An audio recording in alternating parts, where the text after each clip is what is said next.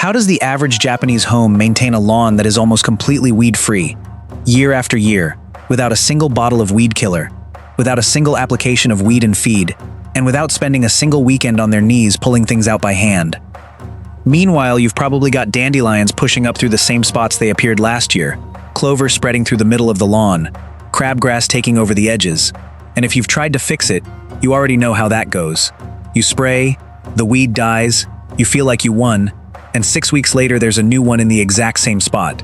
Or you pull them by hand and the root snaps off underground and sends up 2 new shoots a week later. Or you pay for a professional lawn service that puts down weed and feed every 8 weeks and the lawn looks decent for a while, and then the weeds come back the moment you cancel. Here is the thing nobody in the lawn care industry wants you to understand. The weeds in your lawn are not the problem. They are the symptom. And every product you have ever bought to remove them has been treating the symptom while leaving the actual problem completely untouched, which is exactly why the weeds keep coming back. Japanese lawn care works on a completely different principle. It does not ask, how do I kill this weed? It asks, why is this weed here in the first place? And what does its presence tell me about the condition of the soil underneath? Answer that question correctly, and the weeds remove themselves. Not in a season, permanently. In this video, I am going to walk you through the complete Japanese method for a weed-free lawn. The real reason weeds are in your lawn right now, the specific hand-weeding technique that removes them without chemicals and without leaving roots behind, the soil and density system that closes the lawn so tightly that new weeds physically have nowhere left to germinate, and the seasonal rhythm that keeps the whole thing locked in place year after year. By the end of this video, you will understand why the bottle of weed killer in your garage was never going to solve this, and exactly what to do instead. Let's start with the real cause, because this is where almost everyone gets it wrong. Here is the single most important thing I can tell you about lawn weeds, and it is the one thing the lawn care industry has the least interest in you knowing. Weeds do not invade a healthy, dense lawn. They fill in the gaps where the lawn has already lost. Read that again, because it changes everything. A dandelion does not push through thick, established grass. It germinates in a bare patch, a thin spot, a stressed area where the grass has retreated and left exposed soil behind. Clover moves into low nitrogen zones where the grass has gone pale and thin. Crabgrass fills in the edges and high traffic areas where compacted soil has made it impossible for grass roots to compete. Every weed in your lawn is sitting in a spot the grass gave up first. That means when you spray weed killer on a dandelion and it dies, you have not solved anything.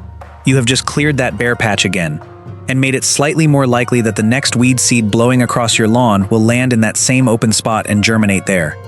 The weed is not the cause. The thin, stressed, compacted, or nutrient-deficient grass underneath is the cause. Fix that, and the weeds have nowhere left to live. Let me say something clearly about weed and feed products before we go any further, because the internet is full of bad advice on this one. Weed and feed is the most widely used lawn product in the country, and it is almost perfectly designed to keep you buying it forever. Here is why. The herbicide component kills the visible weed.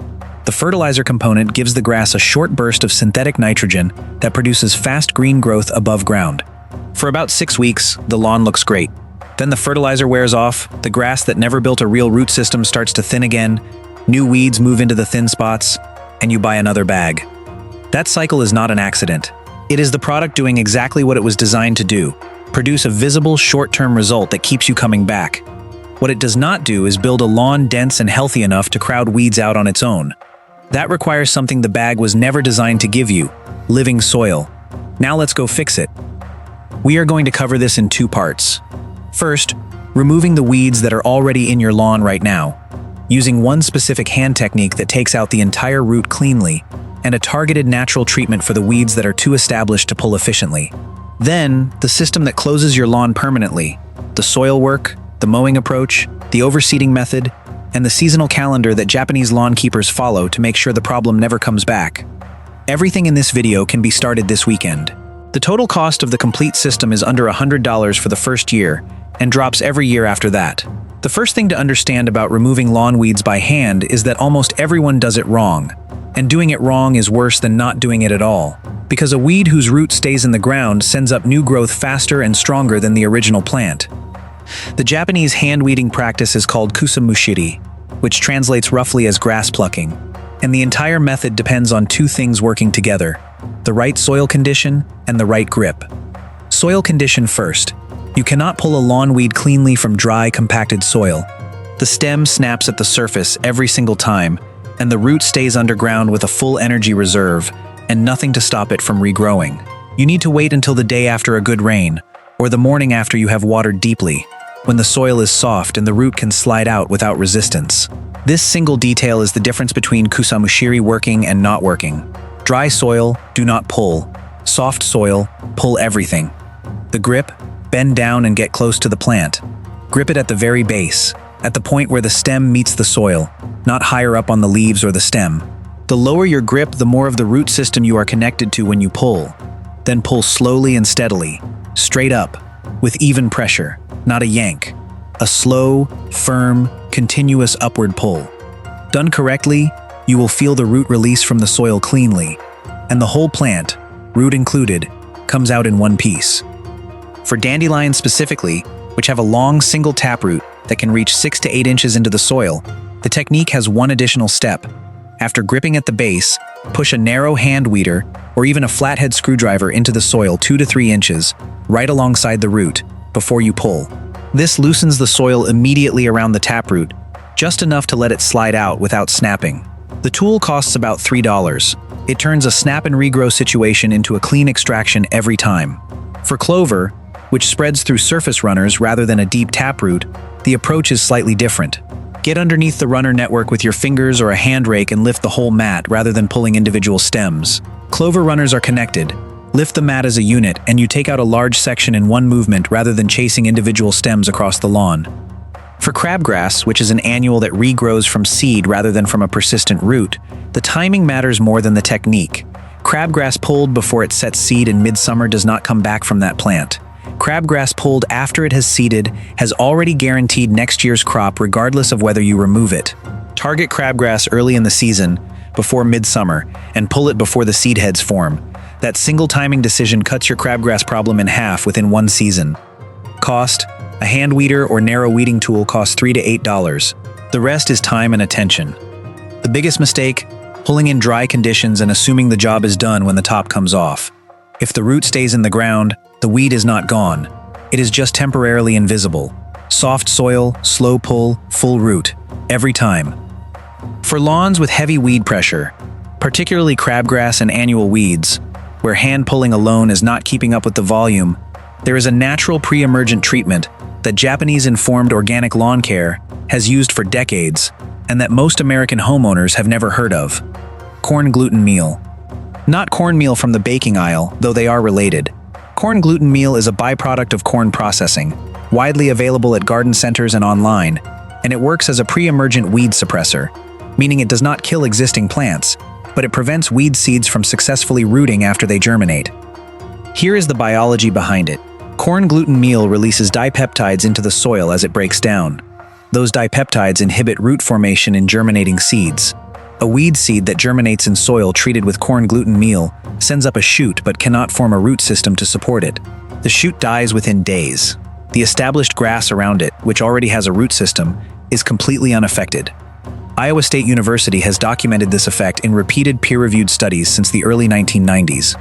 It works specifically on annual weeds, crabgrass, chickweed, pigweed, purslane, that germinate from seed each season.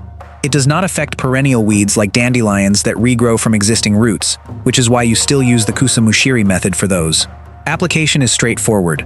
Spread corn gluten meal across the lawn at a rate of 20 pounds per 1,000 square feet in early spring, just before soil temperatures reach 50 degrees Fahrenheit. This is typically when forsythia is blooming in your region, which is the traditional timing signal Japanese-influenced organic lawn care uses because it is visible and requires no thermometer. Water it in lightly after application and then leave it dry for a few days to let the dipeptides activate in the soil. The important caveat: corn gluten meal also inhibits grass seed germination. Do not apply it in the same season you are overseeding bare patches or doing a full lawn overseed, because it will prevent the new grass from rooting the same way it prevents the weeds. The overseeding season and the corn gluten season are separated.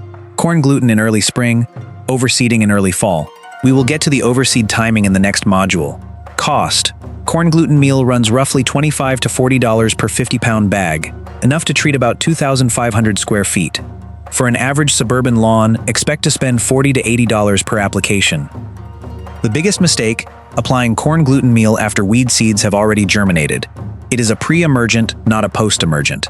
If crabgrass is already visible in your lawn when you apply it, you are too late for this season. Apply it before germination, early spring, forsythia bloom timing, and it works. Applied to an already germinated weed, it does nothing. Now to the part that actually makes this permanent. Because Kusamushiri removes the weeds that are already there, and corn gluten meal stops new annual seeds from rooting, but neither one of those builds the dense, competitive lawn that makes weed germination almost impossible in the first place. That is what this module is about, and it is the part that actually deserves the word Japanese. In Japan, the principle behind a weed-free lawn is called tsuchi-zukuri, soil making. A Japanese lawn keeper does not focus on the grass. They spend their attention building a living layer of soil, and the grass shows up dense, deep-rooted, and competitive on its own. A lawn grown from living soil does not have bare patches for weeds to fill, because the grass never retreats in the first place. The density system has three components that work together: mowing height, overseeding, and soil feeding. All three need to be running simultaneously for the system to work. Run only one or two of them and you get partial results. Mowing height first, because this is the change most people resist and the one that makes the biggest single difference. Almost every American homeowner mows too short. The standard American cut is 2 to 2.5 inches, because that is how a golf course looks. Here is what that does to a residential lawn. It scalps the crown of each grass plant, which is the growing point the plant uses to recover after mowing. It reduces the leaf surface area available for photosynthesis, which means the grass produces less energy and grows weaker root systems. It exposes the soil surface to direct sunlight, which warms it to temperatures that favor weed seed germination. And it forces the roots to stay shallow, which makes the grass vulnerable to drought, heat, and stress, which is when bare patches open up and weeds move in. The Japanese mowing height for a residential lawn is 3.5 to 4 inches in summer, 3 inches in spring and fall. At that height, each grass plant has enough leaf surface to photosynthesize aggressively and build roots that go 8 to 12 inches into the soil. The taller canopy shades the soil surface, which keeps it cool enough to suppress weed seed germination.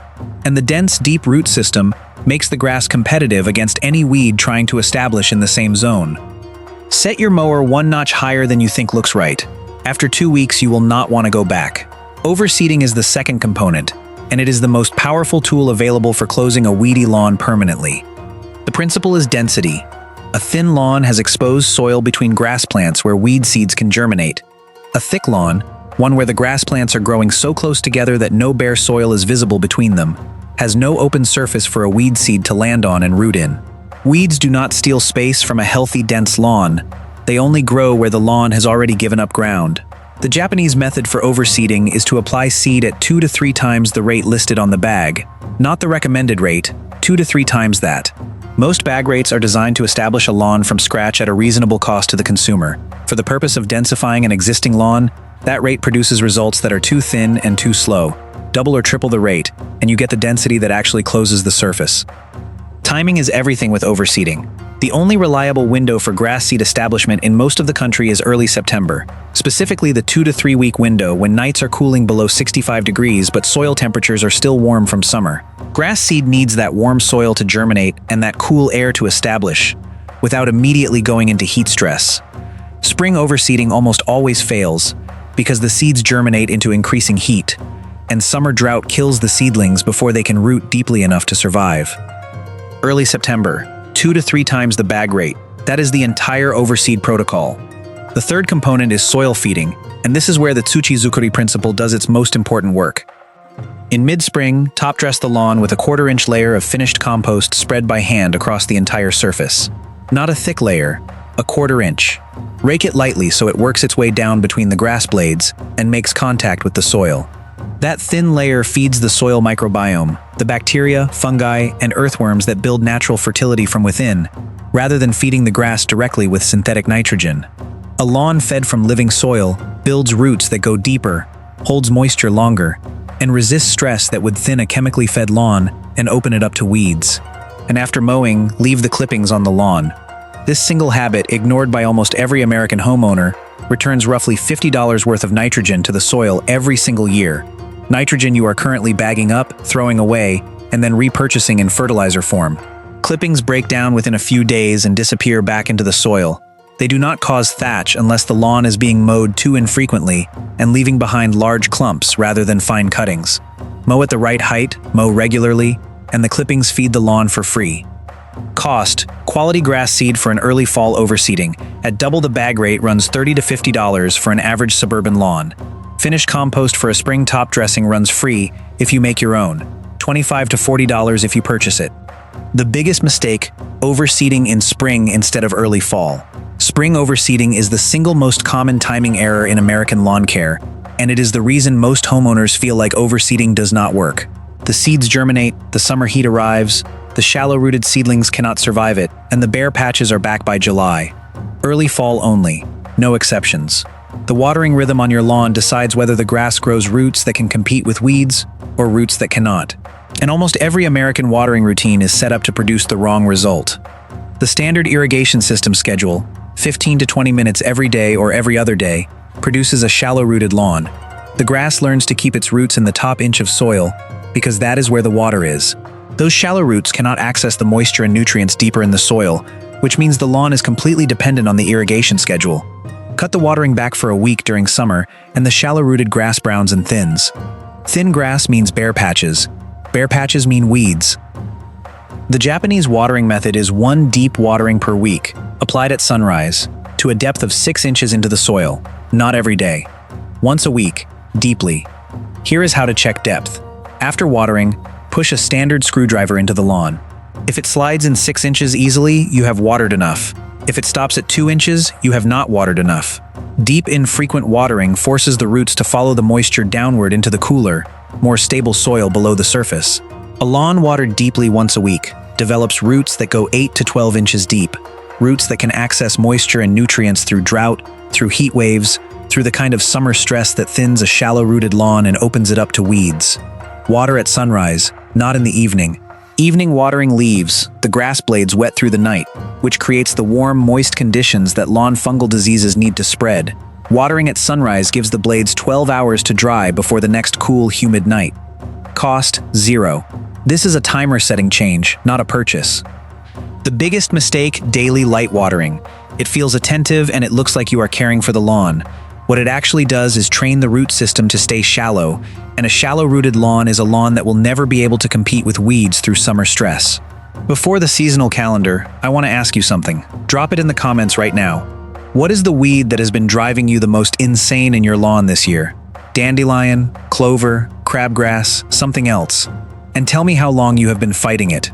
I read every single comment, and the answers down there genuinely shape what comes next on this channel. The Japanese lawn care calendar is not complicated. It is 3 to 4 small jobs across the year, each one timed to the moment when it does the most work for the least effort. Early spring, when the forsythia blooms, apply corn gluten meal across the entire lawn at 20 pounds per 1,000 square feet. Water in lightly. This is your pre-emergent window for annual weeds.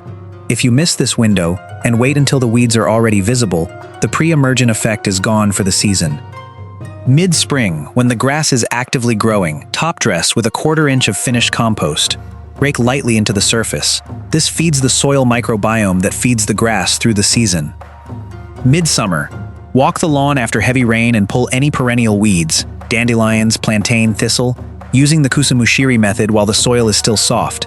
5 to 10 minutes of attentive pulling after a rain handles what would otherwise become a weekend battle by August. Do this consistently, and the perennial weed population shrinks every year, rather than growing. Early September, overseed at 2 to 3 times the bag rate, using a quality grass seed blend matched to your region. Cool season blend for northern lawns, warm season blend for southern ones. Keep the seeded areas consistently moist for the first 3 weeks while germination happens. Then back off to the once-weekly deep watering once the seedlings are an inch tall. From that point, the ongoing rhythm is simple. Mow at 3.5 to 4 inches. Water once a week deeply at sunrise. Leave the clippings. Pull perennial weeds after rain while they are small. Apply corn gluten meal each spring before germination. 4 sessions a year, roughly 6 to 8 hours total. Compare that to the every weekend spray and patch cycle most American homeowners are stuck in, fighting the same weeds with the same products and getting the same results every single summer. Let's add up the complete annual cost of maintaining a weed-resistant lawn the Japanese way. Corn gluten meal pre-emergent, $40 to $80 per season. Spring compost top dressing, free if you make your own, $25 to $40 if you purchase it. Early fall overseeding, $30 to $50 in quality grass seed. Hand weeder for Kusamushiri, $3 to $8, one-time purchase. Total annual cost, roughly $100 to $180 for the first year. Every year after that, if you are making your own compost and not needing to densify the lawn as aggressively, the cost drops significantly. Compare that to what the average American household spends on lawn care, professional services, weed killer applications, weed and feed programs, and repeat treatments, which typically runs $500 to $1,500 per year for a lawn that is slowly getting more dependent on the products and less able to resist weeds on its own. The math is not close, and the gap widens every single year as the soil-fed lawn gets stronger and the chemically fed lawn gets weaker. One more thing worth saying clearly before the close, because I want this channel to give you real expectations and not just the best-case version. If your lawn has been on chemical programs, synthetic fertilizers, weed killers, weed and feed combinations, for 5 years or more, the soil underneath is likely depleted. The bacteria, the fungi, the earthworm populations that build natural fertility and soil structure have been suppressed by the synthetic inputs, and rebuilding that takes time. In the first season you shift to this system, the lawn may not look dramatically different and may even look slightly worse before it looks better, because the synthetic nitrogen boost is gone and the natural system has not fully activated yet. By the end of the second season, the lawn is visibly thicker and more competitive. By the third, it is genuinely different. Denser, darker green, and lower maintenance than it ever was on chemicals. The Japanese answer to impatience is this: think in seasons, not weekends. A lawn built on living soil gets better every year. A lawn built on products gets more expensive every year. 3 seasons from now, the difference between those two paths is not subtle. Here is what this video was actually about, underneath the Kusamushiri and the corn gluten and the overseeding rate. The weeds in your lawn have been trying to tell you something this whole time. They are not the enemy, they are information. A dandelion tells you the soil underneath it is compacted. Clover tells you the lawn is nitrogen deficient. Crabgrass tells you the edges are stressed and the grass is too short. Every weed is a diagnosis, and pulling it without reading the message is why it keeps coming back. The Japanese approach to a weed is not to fight it. It is to understand what made space for it, remove that condition, and let a healthy, dense lawn close the opening. Once the opening is closed, the weed has no future there, not because you poisoned it, but because the lawn stopped giving it anywhere to live. Your lawn does not need another bottle of anything. It needs roots at the right depth, soil fed by living organisms, a canopy tall enough to shade out seeds, and the small, consistent attention a Japanese gardener would call normal. The yard that results from this approach is the one on the block that looks effortlessly good and makes your neighbors assume you are paying a service they cannot afford. The truth is simpler than that. You stopped fighting the weeds and started building the soil, and the soil took care of the rest. If this helped, let me know in the comments which weed you are dealing with and how long it has been there. And hit subscribe, because next week we are covering the Japanese method for fixing a lawn with bare patches, dog spots, and brown circles. All the damage that happens after summer, without reseeding the whole thing from scratch. See you then.